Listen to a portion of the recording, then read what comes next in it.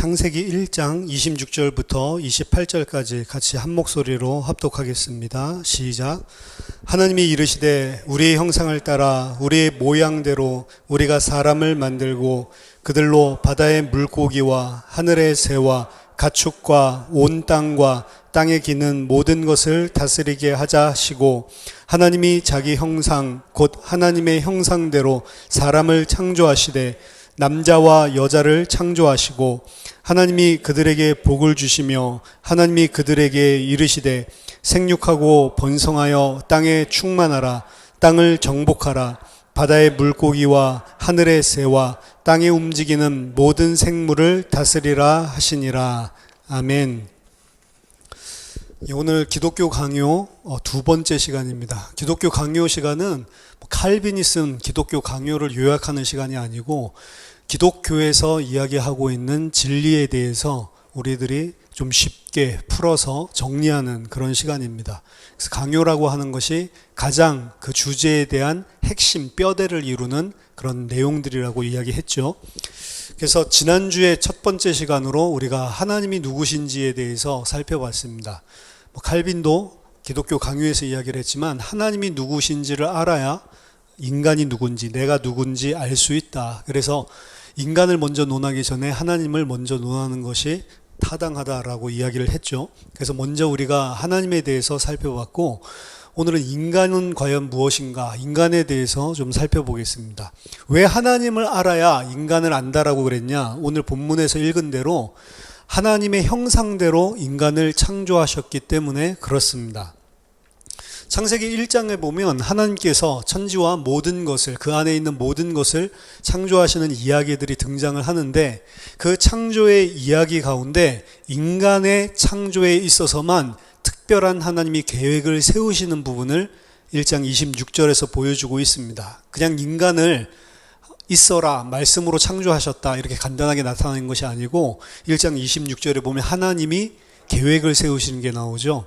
여기 보면 하나님을 복수로 칭하고 있습니다. 우리가, 삼위일체의 흔적이라고도 볼 수 있는데, 창세기 1장 26절 보면 하나님이 우리의 형상을 따라 우리의 모양대로 우리가 사람을 만들고 그들로 바다의 물고기와 하늘의 새와 가축과 온 땅과 땅에 기는 모든 것을 다스리게 하자라고 하는 하나님의, 삼위의 하나님의 계획이 등장을 합니다. 인간은 그냥 창조된 것이 아니고 특별한 하나님의 계획 가운데 창조된 자라는 것을 기억해야 됩니다.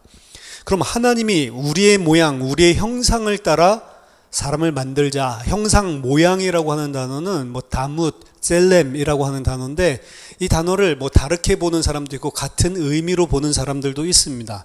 하지만 간단하게 이야기를 한다면, 하나님의 형상이라고 하는 것은 우리가 읽고 있는 이 성경이 히브리어로, 그것도 3000년 전에 고대에 있었던 히브리인들에게 쓰여진 그런 말씀이기 때문에, 그들이 하나님의 형상이라고 했을 때 어떤 의미로 받아들였는가라고 하는 1차적인 이해가 중요합니다.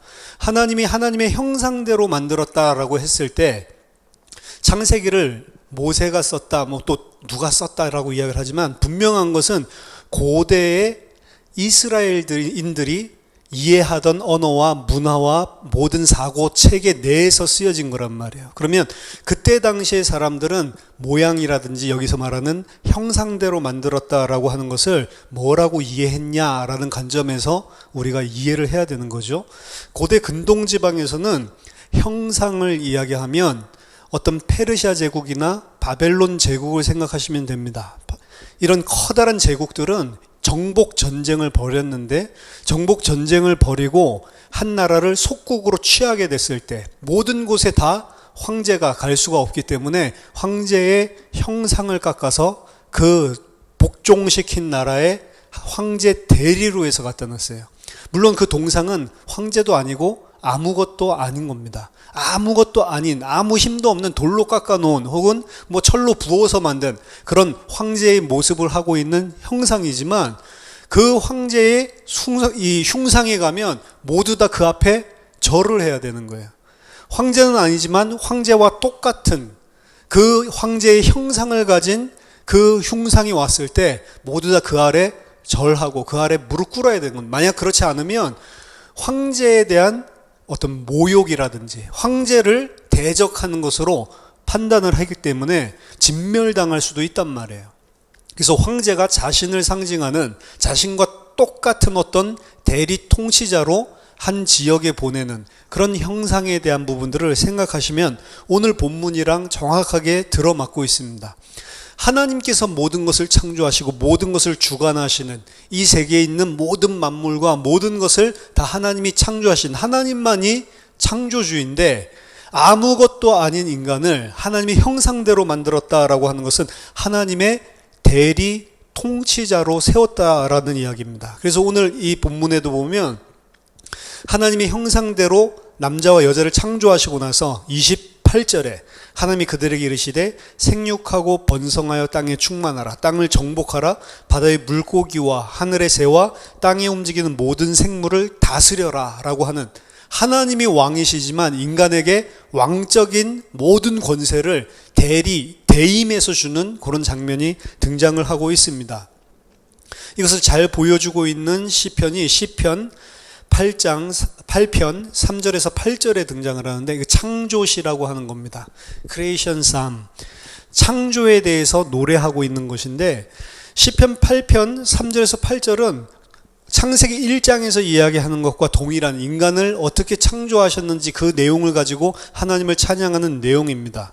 10편 8편 3절에 보면 주의 손가락으로 만드신 주의 하늘과 주께서 베풀어 두신 달과 별들을 내가 보오니 이 동일한 언어들이 창세기 1장에서도 등장을 하고 있거든요. 하나님이 지으신 달과 별들, 하나님께서 만드신 모든 창조를 이야기하면서 4절에 사람의 창조에 대해서 이야기를 하고 있습니다.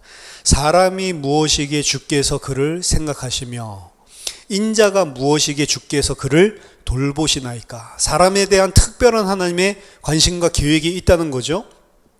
그를 뭐라고 만들었냐면 5절에 보니까 그를 하나님보다 조금 못하게 하시고 영화와 존귀로 관을 씌우셨나이다. 영화와 존귀라고 하는 것은 전부 다 로얄 랭귀지입니다. 다 왕에게 쓰이는 거예요. 특히 왕이신 하나님께 영화와 존귀 이 두 개가 같이 수식어로 항상 따르거든요. 근데 그 하나님에게 따르는 수식어, 만왕의 왕이시고 참 왕이 되신 하나님에게 당연히 따라가야 되는 영화와 존귀라고 하는 단어가 누구에게 지금 부여되고 있냐면 인간에게 부여되고 있습니다. 사람에게 부여되고 있고 그를 하나님보다 조금 못하게 하셨다. 하나님보다 조금 못하다라고 하니까 너무 불경하게 보여서 이전의 성경들이나 70인역을 보면 천사보다 조금 못하게 했다라고 의역을 해서 바꿔서 번역을 하고 있죠. 왜냐하면 너무 불경해 보이니까. 하지만 성경에서 보여주는 하나님이 만드신 창조하신 인간은 하나님과 거의 방불할 정도로 하나님께서 창조하신 거예요. 그걸 보고 하나님의 형상이라고 하는 겁니다. 하나님의 형상을 시편 기자는 하나님보다 조금 못하게 창조한 자.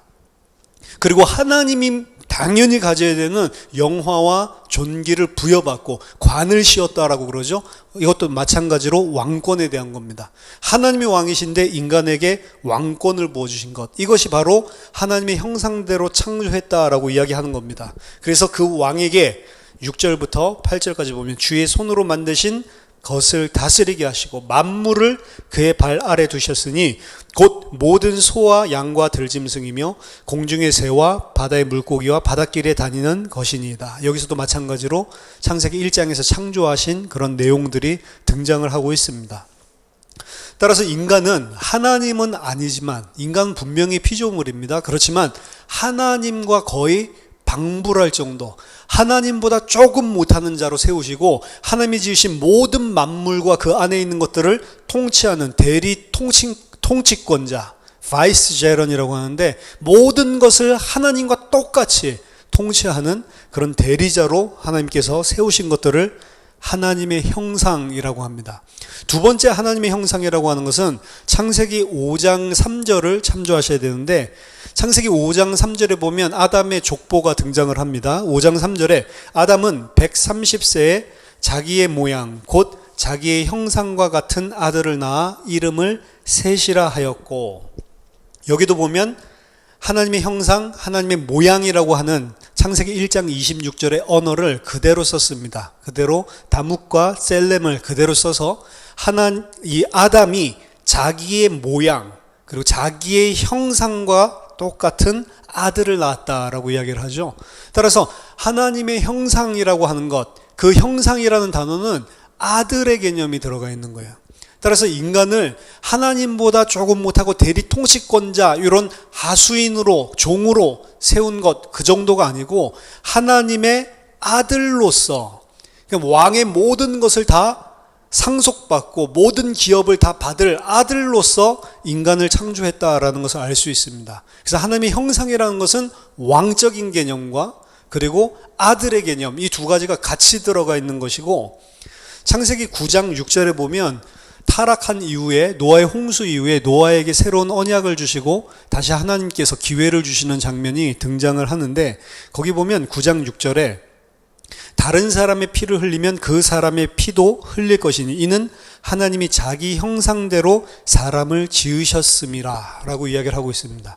이때 사람은 처음에 창세기 1장에 창조했던 그 아담과 그 하와처럼 이 하나님의 형상이 깨진 상태, 온전한 상태가 아니었습니다.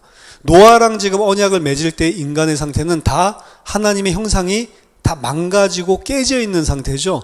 망가지고 깨져 있는 상태임에도 불구하고 그 인간을 보고 여전히 하나님의 형상이다라고 이야기를 하고 있습니다. 인간은 당연히 깨지고 뭉개지고 여러 부분에서 파괴됐지만 인간이라고 하는 것 안에 하나님의 형상이 그대로 남아있는 거예요. 그래서 인간은 동물과 다른 것입니다. 동물도 동물 나름대로 우리가 그들의 인권이 아니죠. 동물권을 보호해주고 그들을 우리가 잘 보살펴줘야 되고 그들을 우리가 좋게 해줘야죠. 막 학대하거나 이러면 안 되죠. 그렇지만 인간은 동물과는 다르단 말이에요. 인간만 하나님의 형상이라고 이야기하고 있습니다. 다른 어떤 동물에게 하나님의 형상이라는 표현은 안 쓰고 있어요. 인간끼리 서로 살인하면 안 된다, 피를 흘리면 안 된다라고 이야기하는 것은 그냥 도덕적인 이야기가 아니고 성경에서는 하나님의 형상이기 때문에 함부로 해서는 안 된다라고 이야기를 하고 있습니다.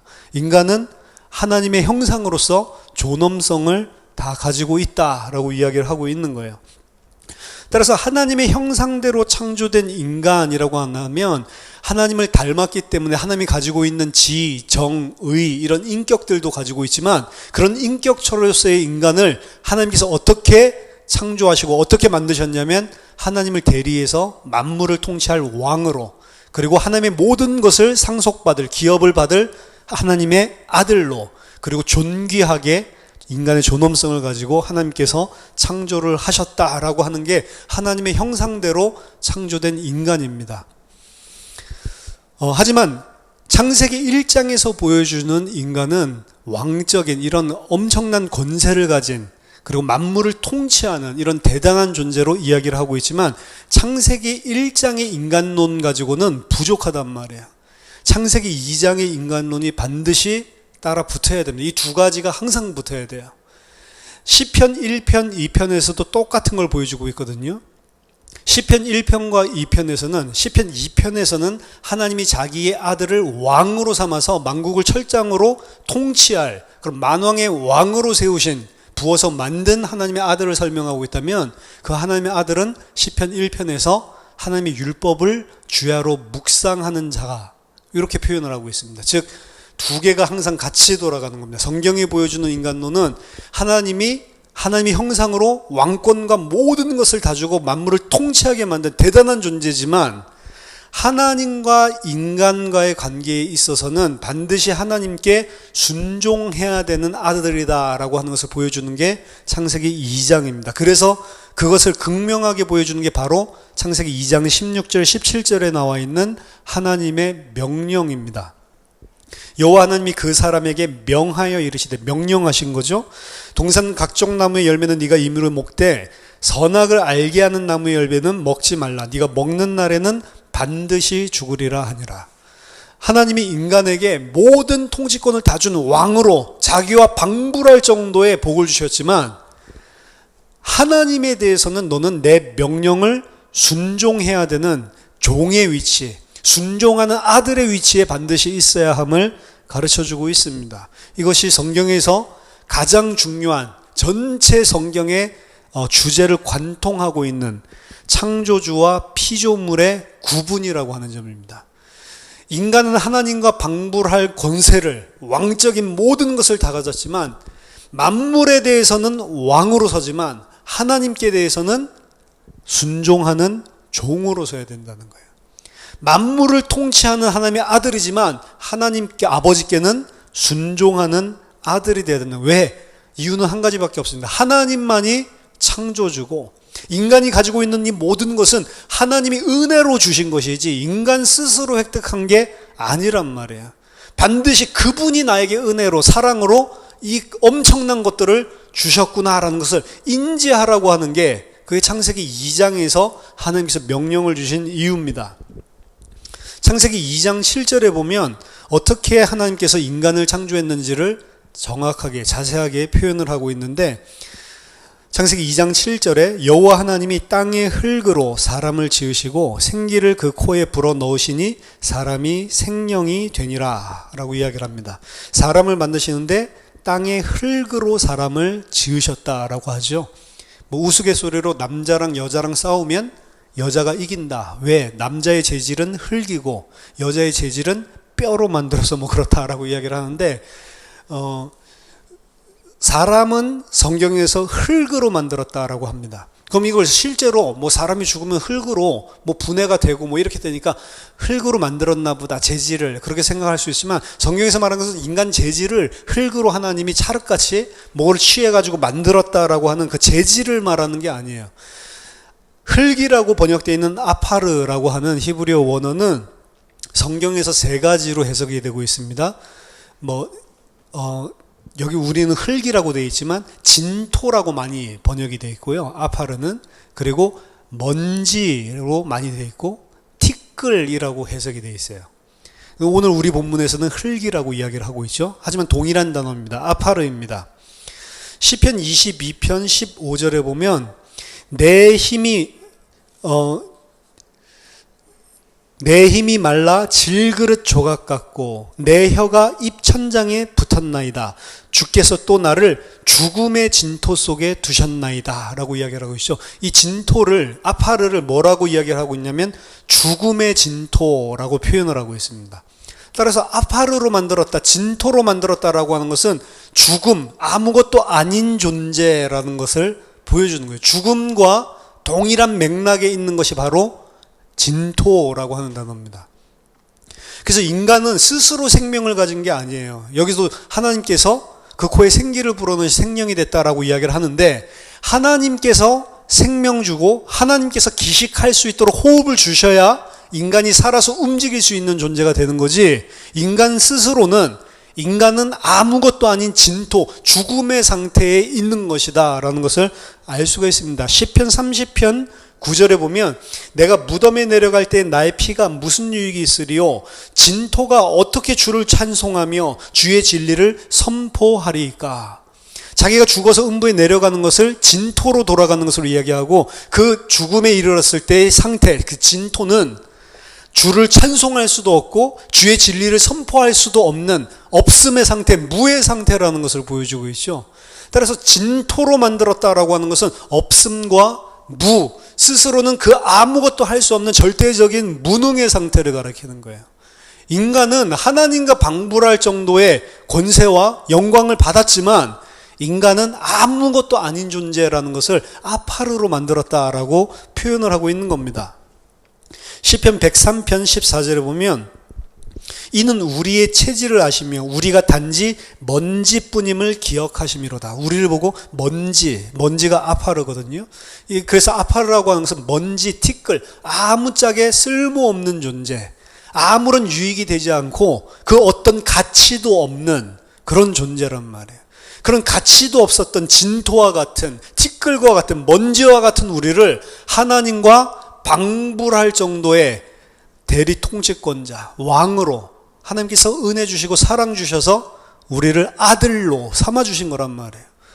감사할 것밖에 없는 거죠. 창세기 18장 27절을 보면 아브라함이 소돔과 고모라를 위해서 기도하는 장면이 나오는데, 여기도 아파르가 등장을 합니다. 아브라함이 대답하여 이르되 나는 티끌이나 재와 같사오나 감히 주께 아래옵나이다. 자기 자신이 바로 하나님 앞에 티끌과 같은 존재, 아무것도 아닌 하찮은 존재이지만 그럼 거기서 그냥 끝났어야 되는데 아브라함이 감히 아뢰겠습니다 라면서 전혀 티끌 같지 않은 기도를 하는 장면이 등장을 하죠.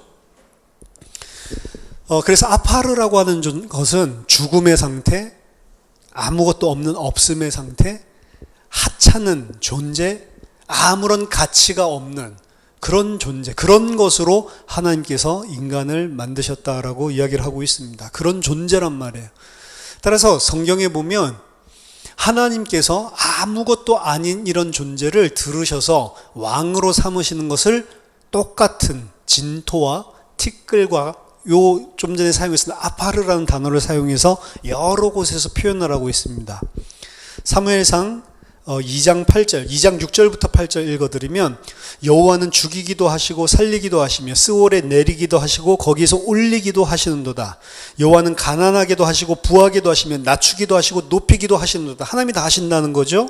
가난한 자를 진토에서 일으키시며 빈궁한 자를 거름더미에서 올리사 귀족들과 함께 앉게 하시며 영광의 자리를 차지하게 하시는도다. 가난한 자를 진토 아파르에서 일으키셔서 귀족들과 왕과 같이 앉히셨다라고 이야기를 하죠. 이게 바로 창세기 2장 7절에서 아파르로 만들었다라 똑같은 표현이에요.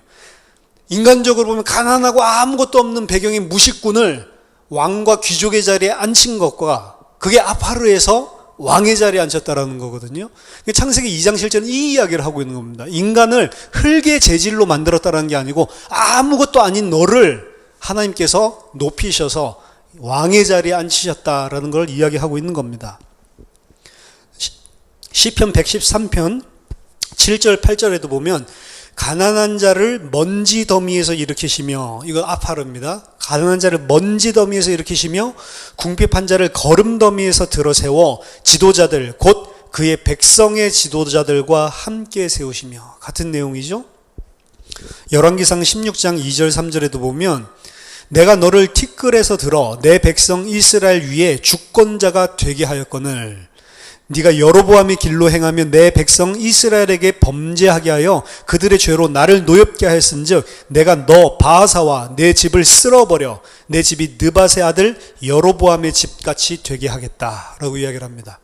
하나님께서 바하사라고 하는 인물을 티끌에서 들어서 이스라엘의 주권자, 이스라엘 백성의 왕으로 삼으셨는데 이 자가 여로보암의 길로 행해서 하나님께 순종하지 않고 우상 숭배하고 하나님의 백성들을 잘못된 우상으로 끌고 가는 일을 하니까 하나님께서 너를 다시 티끌처럼 네 집을 쓸어버리겠다라고 이야기하는 거예요. 원래 인간은 티끌이란 말입니다. 근데 아무것도 아닌 존재를 왕으로 삼아주셨다. 그게 창세기 2장 7절에 그래서 너는 왕이지만 네가 어디에서 그 은혜를 받아서 그 사랑을 받아서 왕이 되었는지를 알고 나에 대해서는 그 사실에 당연히 감사하고 나를 창조주로, 나를 너의 왕으로 삼아야 된다.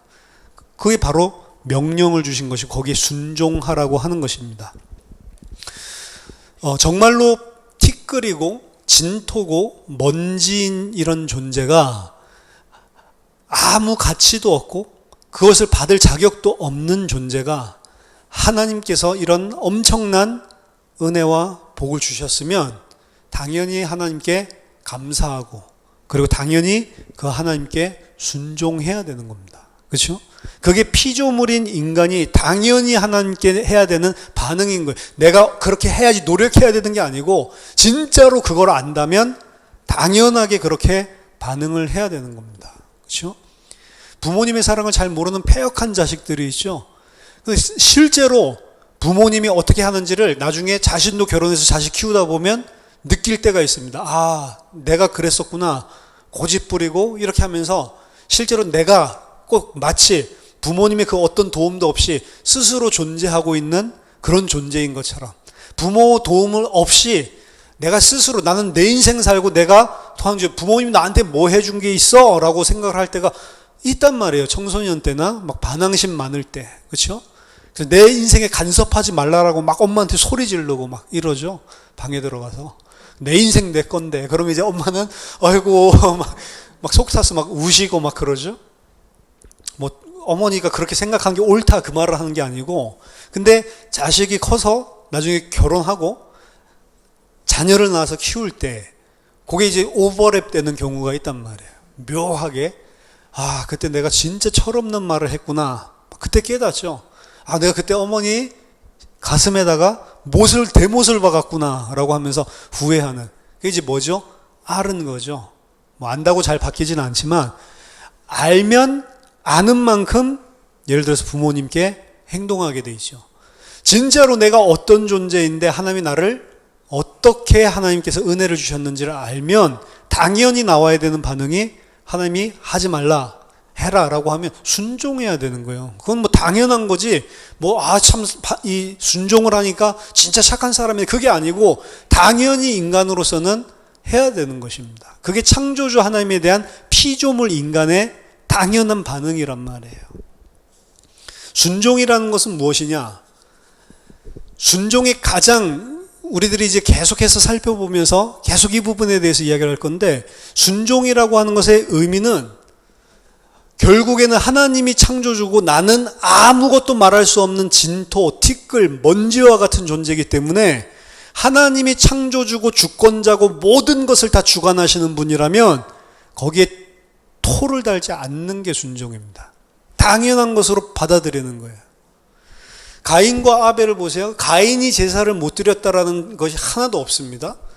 아벨이 제사를 잘 드렸다라는 것도 뭐 가장 좋은 기름으로 드렸다라고 하는데, 그건 뭐 당연하게 정성을 다해서 드렸다는 것들을 표현한 것 뿐이지, 그거 했으니까 더 잘했다. 본문은 가인은 뭐 첫 번째 곡식을 안 드렸기 때문에 안 받았다, 그게 없어요. 성경에서는 거기에 대해서 이런 방구를 하고 있지 않습니다. 아무 말도 하고 있지 않아요. 가인도 예배를 잘 드린 거고요, 아벨도 예배를 잘 드린 거라고. 근데 하나님이 똑같이 잘 드렸으면 똑같이 잘 받아줘야 되는 게 인지상정인데, 그 인간 생각이고요. 하나님이 똑같이 잘 드렸는데 오히려 받아줘야 된다면 제가 봤을 때는 가인 거를 받아줘야 된다고요. 그러니까 아벨이 하나님 앞에 예배드려 나오는 것을 좀 의아하게 표현을 하고 있어요, 히브리어에서는. 아니, 아벨도 갑자기 튀어나와? 아벨도 갑자기 가인을 따라서 카피캣처럼 복사해가지고 자기도 하나님께 예배를 드려? 찾아가? 좀 요런 뉘앙스가 히브리어에 있단 말이에요. 그럼 가인이 드린 것, 아벨이 드린 것 본다면 장자, 맏아들이 드리는 걸 받는 게 훨씬 더 자연스럽죠. 인간적인 순리 안에서는. 그리고 이스라엘 문화 안에서도 장자 중심의 사회이기 때문에 그게 당연하다고, 장유유서란 말이에요. 근데 하나님은 가인 것은 보지도 않았고, 가인도 안 보고, 가인의 예물도 보지 않고, 아벨 것은 아벨도 보고 아벨의 예물도 보고, 그냥 아벨 것만 받은 거예요. 어떤 식으로 받았는지에 대해서, 그거 알았는지에 대해서 모르겠지만 성경에서 분명히 그 어떤 이유도 없이 하나님의 마음대로 누구는 받아주시고 누구는 거부로 하셨다라는 거죠. 그러니까 이 창세기 4장이 저도 이제 논문 주제였는데, 왜 안 받았지? 이제 이 답을 찾아내려는 거죠. 그 답을 찾아내려고 하는 해석학적인 흐름이 2000년이 넘었단 말이에요. 답이 없어요, 결론이. 저도 답을 찾아내려고 그걸 시작한 거고. 근데 답을 찾아내려고 시작하다 보니 결국에 제가 얻은 결론은 답이 없다라고 하는 거예요. 답이 없어요. 아벨이 뭘 잘했기 때문에 가인이 뭘 못했기, 그거 없습니다. 그냥 뭐다? 하나님 마음이에요. 이 똑같은 이야기가 야곱과 에서의 이야기에서, 내러티브에서 똑같이 등장을 한다고요. 굉장히 유사합니다. 왜 하나님께서 이 야곱을 택하시고 장자인 에서를 버리시냐? 이유가 없어요. 뱃속에 있을 때부터 누가 뭘 잘했다 못했다도 없어요. 그냥 하나님이 창세전에 주권적으로 그냥 그렇게 택하신 겁니다. 그렇죠? 예배 한 번으로 드러났지만 이것이 뭐 영원한 그 택한 선택에 대한 이야기도 아니고, 자, 하나님께서 내가 열심히 예배를 드렸는데 가인의 입장에서 안 받아줬어요. 그럼 안 받아주면 어떻게 해야 돼요? 하나님이 받고 안 받고는 하나님이 하시는 거고, 하나님이 하시는 것이라면 전부 다 선한 것이고 거기에 순종하는 거죠. 가인이 해야 될 선은 그거예요. 내가 이렇게 했으니까 하나님께 뭘 요구할 수 있는 존재가 인간은 아니란 말입니다. 인간은 아파르라니까. 인간은 계속해서 내가 뭘 했기 때문에 하나님께서는 이렇게 해줘야 된다라는 것을 상정을 하고 있다고요. 그래서 제가 어렸을 때 이해가 안 됐던 게 새벽 기도 간다고 버스 대절을 특별 새벽 기도 간다고 교인들이 버스를 대절해가지고 가는데 그게 낭떠러지 아래 떨어져서 뭐 40명이 죽고 그럼 기도하고 은혜 받고 이렇게 하나님 예배하러 가는데 왜 하나님이 저들을 죽게 했지? 이 생각을 많이 했거든요. 그러니까 야, 하나님 살아계시면 이럴 수 있어? 지금 누가 지금 하나님의 자리에 서는 거예요? 내가 지금 하나님 앞에서 내가 하나님 노릇을 하려고 하는 겁니다. 하나님이 그렇게 하셨으면 내가 몰라도 그 이유는 그 깊은 하나님의 뜻은 몰라도 하나님이 그렇게 하셨으면 다 옳은 것이지. 나는 피조물이고 나는 아무것도 모르는 무능한 그런 죄인이기 때문에 내가 생각할 수 없지만 하나님이 그렇게 하셨으면 하나님의 온전하시고 선하시고 의로우신 뜻이 있겠지라고 받아들여야 되잖아요. 근데 그렇게 하지 않고 하나님이 살아계시면 어떻게 그렇게 할 수가 있어? 라고 이야기를 하는 겁니다. 많은 불신자들이 기독교의 하나님, 창조주, 주권자 이런 이야기를 하면 상당히 싫어합니다. 이런 하나님이 있는데 왜 지금 난민들이 저렇게 고통당해? 이렇게 이야기를 한다니까요. 그렇죠? 사람이 계속 하나님의 자리에 앉으려고. 가인의 죄가 그 죄입니다, 사실은. 가인이 예배를 잘못 드린 게 죄가 아니에요. 예배를 본인이 어떻게 드렸든지 간에 하나님께서 받든지 안 받든지 하나님께서 하신 일이면 그대로 순종해야 되는, 그게 피조물이잖아요. 그게 내가 누군지를 알고 하나님이 누군지를 아는 자죠. 그걸 모르는 것입니다. 로마서 9장 18절에서 23절 보니까 그런즉 하나님께서 하고자 하시는 자를 긍휼히 여기시고 하고자 하시는 자를 완악하게 하시느니라. 뭐 바로를 이야기하고 뭐 하나님의 백성들 이야기하면서 바로도 하나님께서 강팍하게 하셨다라고 이야기를 하면서 바울이 이야기를 한 겁니다. 하나님께서 원하는 자를 긍휼을 베푸셔서 하나님 뜻을 받아들이게도 만드시고 하나님께서 원하지 않는 자는 아예 완악하게 하나님께서 강팍하게 만들기도 하시는 거다.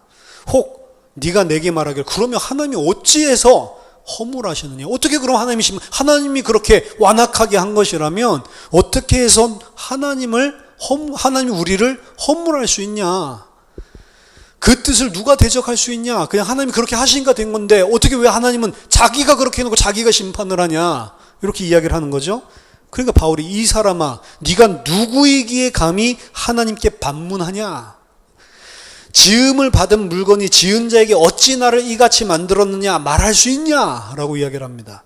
토기장이가 진흙 한 덩어리를 하나는 귀히 쓸 그릇을 하나는 전이 쓸 그릇을 만들 수 있는 권한이 없냐? 만일 하나님이 그의 진노를 보이시고 그의 능력을 알게 하고자 하사 멸하기로 준비된 진노의 그릇을 오래 참으심으로 관용하시고 또한 영광 받기로 예비하신 바 긍휼의 그릇에 대해서 그 영광의 풍성함을 알고자 하게 하셨을지라도 네가 뭔데 이렇게 할 수 있냐 저렇게 할 수 있냐 피조물 주제에 그렇게 할 수 있냐라고 이야기를 하죠. 선택과 유기에 대한 질문을 하는 겁니다. 왜 그럼 하나님이 저 사람 선택하고 저 사람은 안 선택해놓고 안 선택한 사람은 하나님이 안 선택했기 때문에 지옥 가는데 왜 그 사람들을 허물하시고 심판할 수가 있냐? 하나님 의롭냐라고 이야기하는 것에 대해서 바울은 뭘 이야기하냐면 너는 피조물이고 하나님은 창조주다 그 이야기를 하고 있는 거예요. 너가 어떤 존재인지 아파르라고 하는 존재 없음 죽음 아무것도 아무 가치도 없는 티끌과 같은 그런 존재가 하나님께서 생명 줘서 기식하게 하셨으면 그것으로 감사하고 은혜 받아야지. 하나님 자리에 앉아서 하나님이 이렇게 한다 저렇게 감나라 배나라 하고 있는 그걸 보고 성경에서는 죄라고 하는 거예요. 인간이 하나님께 순종한다고 하는 것은 특별한 일을 하는 게 아니고 내가 하나님 앞에 누군지를 아는 것입니다. 그럼 당연히 나올 수밖에 없는 게 순종인 것입니다. 욥기를 보면 끝까지 풀리지 않는 의미죠. 왜 욥에게 하나님이 저런 일을 허락하셨을까? 우리가 지혜에서 살펴볼 때 같이 이야기를 나눴지만 하나님이 사탄이랑 배팅을 한 거다. 도박을 한 거다. 뭐 이런 이야기도 있죠. 도박을 왜 했냐? 과연 욥이 내가 생각하는 만큼 의로울까? 안 의로울까? 근데 거기에 대해서 마지막 38장에서 40장 보면 하나님이 내가 왜 욥 너에게 이런 일을 허락했다라는 그 대답을 하나님 절대 하지 않습니다. 욥기를 다 읽어도 욥이 가지고 있는 의문, 하나님 왜 나한테 이렇게 하세요?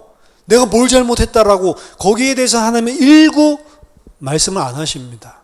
하나님 나중에 나타나셔서 하시는 말씀은 내가 큰 산 작은 산 만들 때 너 어디 있었어?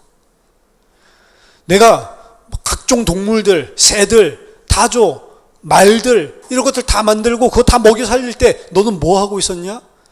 내가 보니까 너가 그걸 다 알고 있겠구나. 이렇게 이야기한다.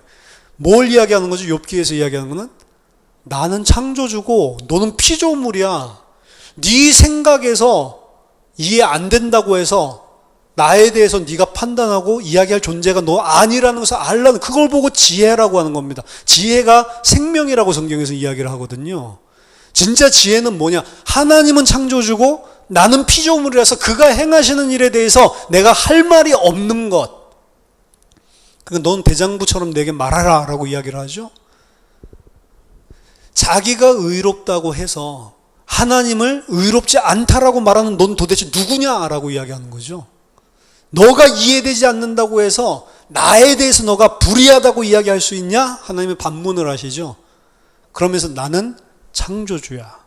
너는 피조물이야. 그 이야기를 하는 겁니다.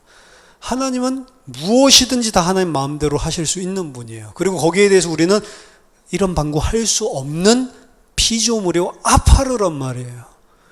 그거 사실을 인정하는 것, 그거 사실을 순종하는 것, 그 상태가 선한 일을 행하는 것입니다. 선한 일을 행한다라고 하면서 다른 것을 하는 게 아니에요. 하나님을 창조주로, 그리고 나를 피조물로. 그렇죠? 순종은 그래서 하나님의 영광을 드러내는 것입니다. 하나님의 영광을 드러낸다라고 하는 것은 우리가 무슨 하나님께 뭔가 덕을 기리기 위한 기특한 행동을 해가지고 그것을 통해서 하나님께 영광을 돌리는 것이 아니고 하나님이 누구신지를 그대로 드러내는 거예요. 그게 바로 순종이란 말이에요. 이사야서 43장 7절 보니까 내 이름으로 불려지는 모든 자 곧 내가 내 영광을 위하여 창조한 자를 오게 하라. 그를 내가 지었고 그를 내가 만들었느니라. 인간을 창조하신 이유, 하나님의 영광을 위해서 창조했다라고 하는데, 그 영광을 위해서 창조했다라고 하는 것은 인간은 언제 하나님의 영광을 나타내냐면 하나님이 창조주고 나는 피조물이다. 원래 그대로를 사실은 반영하는 순종하고 있으면 그게 바로 하나님께 영광 돌리는 것입니다. 노벨상을 안 타도 괜찮아요. 그 어떤 환란이 왔을 때 그 환란을 뒤집는 무슨 기적적인 축복을 받아가지고 하나님이 영광 받은 그 축복 받은 거, 내가 이렇게 망했는데 사업이 갑자기 이렇게 잘 됐다, 하나님의 은혜다, 그걸로 영광 돌리는 게 아니란 말이에요. 망했으면 망하게 하신 것도 하나님이시니 이 안에 더 지극히 선한 뜻이 있을 줄 믿습니다. 순종할 때 그게 바로 하나님의 영광이 드러나는 거란 말이에요. 하나님을 창조주로, 주권자로, 나를 종으로, 나를 피조물로, 그 상태, 하나님이 창조주고 하나님 모든 것을 주관하시고 그 하나님의 원하시는 하나님의 뜻과 계획에 따라 모든 것이 다 움직이고 운행되는 상태, 그것을 보고 선이라고 하는 겁니다. 창세기 1장에 보면 하나님의 빛이 있으라 라고 했을 때, 빛이 있었을 때 하나님 보시기에 좋았더라 라고 이야기하죠. 토프, 좋았다라고 하는 게 바로 아가도스, 선이랑 똑같은 거라. 하나님 보시기에 선하다라고 하는 것은 뭐냐면 하나님이 창조주고 하나님이 주권자고 하나님이 만물을 그리고 만인을 다 운행하시는데 그게 하나님 뜻대로 되어지고 있는 그 상태, 그걸 보고 선이라고 하는 겁니다. 그래서 만약에 가인이 예배를 드렸는데 하나님이 안 받아주셨어요. 그때 가인이, 그건 당연히 하나님께서 받으실 수도 있고 안 받으실 수 있는 건데, 내가 하나님께서 생명 주셔서 그나마 하나님께 이런 예배를 드릴 수 있는 것조차가 얼마나 감사한 일인가, 이러고 있으면 그걸 보고 선하다라고 하는 거예요. 너가 계속해서 선을 행하라고 그러죠. 죄는 너를 삼키려고 하지만 넌 죄를 다스리고 계속해서 히브리 원어 보면 지속적으로 선을 너는 행해야 된다라고 이야기를 하고 있습니다. 그 하나님의 영광을 드러내고 있는 상태, 하나님께 절대적으로 순종하고 있는 상태, 그것을 보고 복받았다라고 하는 거예요. 하나님께서 인간을 축복하셨다라고 하는 것은 바로 그 상태를 이야기합니다. 따라서 인간은 내가 누군지 정확하게 안다면 전부 다 그 어떤 상황 속에서도 다 하나님의 복을 받고 있는 상태가 되는 거예요. 사실은. 내가 생각할 때 복을 딱 그어 놓는단 말이에요. 내가 생각할 때는 이렇게 되는 게 복이고 이렇게 되는 게 저주야 라고 생각을 하거든요. 그래서 이렇게 되면 하나님께 영광 돌리는 것 같고 이렇게 되면 무슨 하나님의 영광을 가려서 먹칠하는 것 같고 인간 그렇게 생각을 한다고요. 아니요. 어떤 상황이든지 다 하나님이 허락하시고 다 하나님께서 하시는 것이기 때문에 그거에 대해서 인정하고 순종한다면 그 사람은 세상적인 기준에서 저주받았다라고 하는데 그게 복받은 상태가 되는 거예요. 카타쿰에서 죽어갔던 1세기 기독교 순교자들은 얼마나 처참합니까? 얼마나 불쌍해요. 태어나기를 무덤 지하 동굴에서 태어나가지고 일평생 빛 한 번 보지 못하고 60평생을 거기 살다가 죽는단 말이에요. 근데 그걸 보고 복되다라고 하는 거예요. 예수 믿고 하나님의 아들 예수를 부인하지 않기 위해서 일평생 그 토굴에서 살았지만 그 사람은 복된 자입니다. 왜? 그 사람은 뭘 알았죠? 하나님이 창조주고 나는 피조물이고 내가 하나님께서 허락하시는 것들을 그대로 순종하고 있는 거죠. 뭘 바꿔보려고 그게 바꿔가지고 잘 되면 영광 받고 복 받은 거고 그 개념이 아니라는 겁니다. 성경에서 말하는 복의 개념은 다른 거란 말이에요. 그래서 인간이 누구인지 이 부분을 정확하게 알면 결국에 성경에서는 오늘 2강을 이야기했지만 하나님이 누군지 알고 인간이 누군지 알면 그걸로 끝나는 것입니다. 사실은. 하나님이 누군지를 모르고 인간이 누군지를 모르기 때문에 여러 가지 잡음들이 있는 거예요. 그리고 그것들이 전부 다 하나님의 영광을 깨뜨리고 하나님을 짓밟고 일어서려고 하는 것입니다. 성경에서 인간은 하나님의 형상대로 창조된 왕이다, 아들이다, 존엄성과 가치가 있는 자다라고 이야기를 하지만 그 인간은 하나님께 절대적으로 순종해야 되는 피조물이다. 그가 이런 복을 받을 수 이런 하나님의 은혜를 받을 수 있었던 것은 하나님이 허락해 주신 것 때문이지 본인이 가치가 있어서 그런 것이 아니다라고 하는 것입니다. 저와 여러분들이 아무것도 아닌 존재였는데 하나님께서 우리에게 은혜와 사랑으로 생명도 주시고 이 땅에 기식하게도 하시고 그리고 이 땅에서 모든 환경들을 다 허락하시면서 우리를 완벽하게 선한 걸로 인도하고 있단 말이에요. 그거 자체를 인정해야 됩니다. 내가 볼 때 선한 것, 내가 볼 때 뭔가 잘못된 틀린 것, 그게 아니란 말이에요. 하나님이 모든 것을 다 합력하여 선을 이루게 하고 계시는구나. 그래서 기독교인은 그 누구도 즐거워할 수 없을 때 즐거워할 수 있고 기뻐할 수 없는 상황에서 기뻐하고 감사할 수 없는 상황에서도 범사에 감사할 수 있는 게 기독교입니다. 그게 언제 되냐? 하나님이 누구고 내가 누군지를 알게 됐을 때. 우린 적신으로 왔다 적신으로 가잖아요. 불신자들도 그거랑 빈손으로 왔다가 빈손으로 간 공술의 공수거다 인생은 이야기를 하잖아요. 아무것도 없이 왔다가 아무것도 없이 가는 아무것도 아닌 존재예요, 인간은. 근데 우리가 지금 가지고 있는 것들 다 어디서 나왔어요? 이런 것들 다 하나님이 공급해 준 거잖아요. 그럼 그걸로 감사해야죠. 그렇죠? 먹을 게 없으면 먹을 게 없는 대로 살면 되는 것입니다. 먹을 게 풍부하면 풍부한 대로 살고 없는 자들이 나누어주면 되는 거예요. 그렇죠? 그걸 가지고 많이 가지고 있다고 해서 복 받은 것도 아니고 없다고 해서 저주받은 것도 아니란 말입니다. 그 상황 속에서 하나님이 누구신지를 알고 내가 누군지를 아는 자, 그 자가 복 받은 자고 그리고 그게 바로 순종이고 하나님의 영광이 나를 통해 드러나고 있는 것입니다. 저와 여러분이 성경에서 말하는 인간이 무엇인지를 정확하게 하시고 하나님께 순종하고 하나님의 영광만을 드러내는 그런 성도의 삶을 승리하시기를 예수 이름으로 축원합니다. 기도하겠습니다. 하나님 감사합니다. 아무것도 아닌 티끌과 먼지와 진토 하나님 저희들을 하나님의 형상으로 그리고 하나님을 아는 자로 불러주심을 감사드립니다. 하나님 인생의 모든 삶들 속에 모든 어떠한 사건과 환경과 상황들 속에 정말 하나님을 하나님으로 하나님을 창조주로 그리고 나를 피조물로 인정하고 순종하는 하나님의 백성 되게 하여 주시옵소서. 예수 그리스도 이름으로 기도하옵나이다. 아멘.